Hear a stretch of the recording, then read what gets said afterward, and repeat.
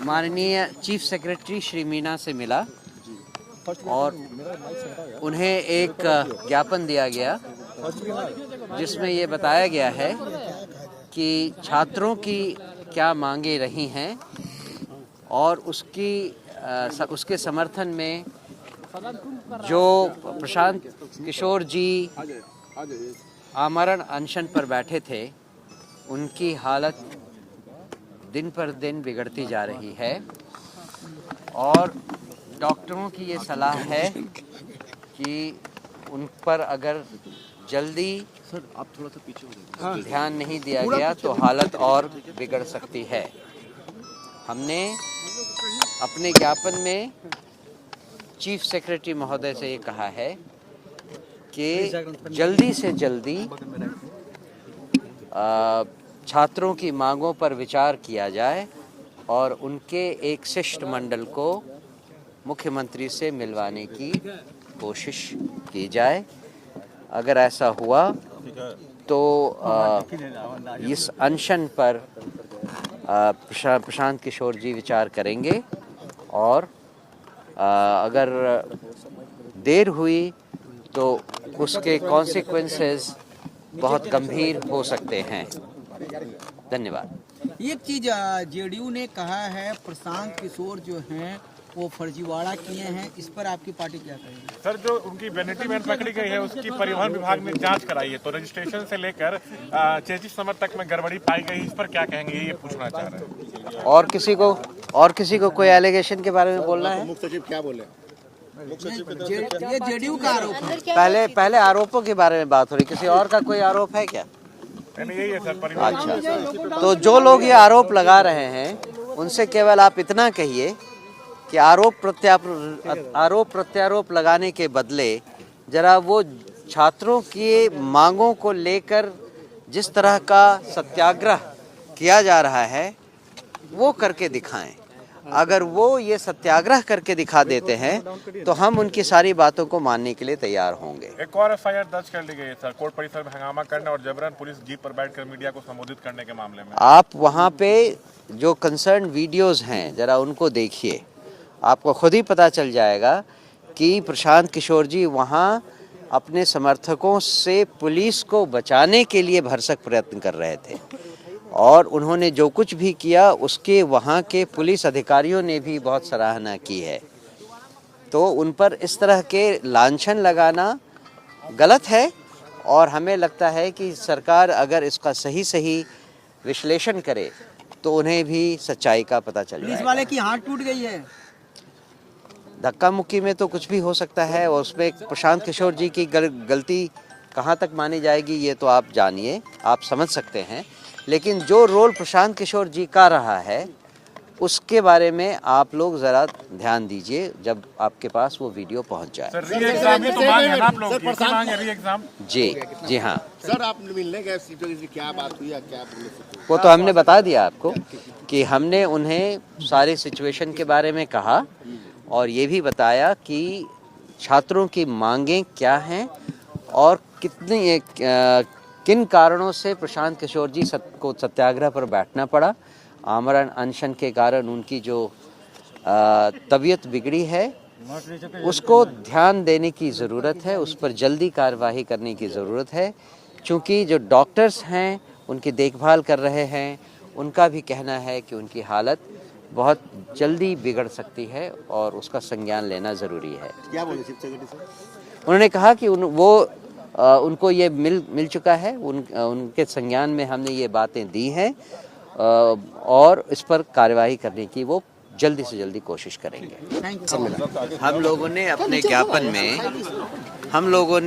ज्ञापन में माननीय चीफ सेक्रेटरी जी को बताया कि छात्रों के किन मांगों के कारण प्रशांत किशोर जी सत्याग्रह पर बैठे थे, आमरण अनशन कर रहे थे और उन पर जो कुछ लांछन लगाए गए हैं उनके विरोध में जो कार्यवाही हुई है उसके बारे में भी चर्चा हुई है।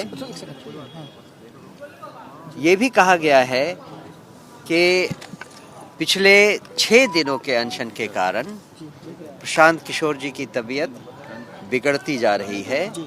डॉक्टरों का ये मानना है कि अगर उनके ऊपर ध्यान नहीं दिया गया तो उनकी हालत बहुत जल्दी बिगड़ सकती है। इसलिए इन बातों को ध्यान में रखते हुए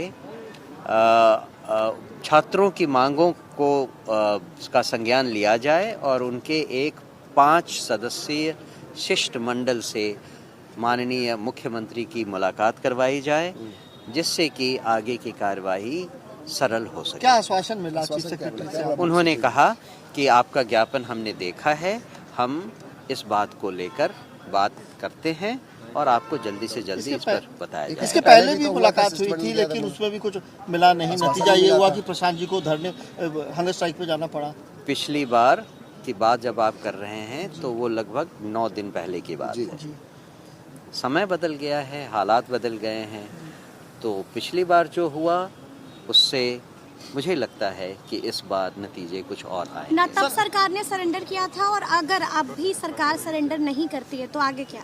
तो आगे की राजनीतिक कार्रवाई की जाएगी, आगे क्या की रणनीति बनाई जाएगी। प्लान बी पर अभी तक आपने अपने काम करना शुरू नहीं किया है? सारे plan B, plan C, plan D तक मौजूद हैं। सर, आपके ऊपर एक और तीसरा एफआईआर भी होता है प्रशांत किशोर पर उस दिन कोर्ट में। आपको लगता है कि सरकार आपकी बात मानने को तैयार है या मान रही है? लगातार एफआईआर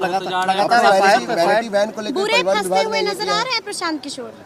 एफआईआर की जो सत्यता है वो आपको वहाँ के वीडियो क्लिपिंग से भी दिखाई दे जाएगी। आप देखेंगे कि प्रशांत किशोर जी ने वहाँ पर भीड़ से पुलिस को बचाने का काम किया था, न कि भीड़ को उकसाने का काम किया था। और इस बात को वहाँ जो उपस्थित पुलिस वाले थे उन्होंने भी एक्नॉलेज किया। उन्होंने एक्चुअली प्रशांत किशोर जी को धन्यवाद किया कि उन्होंने उनकी सहायता की भीड़ से बाहर निकलने की।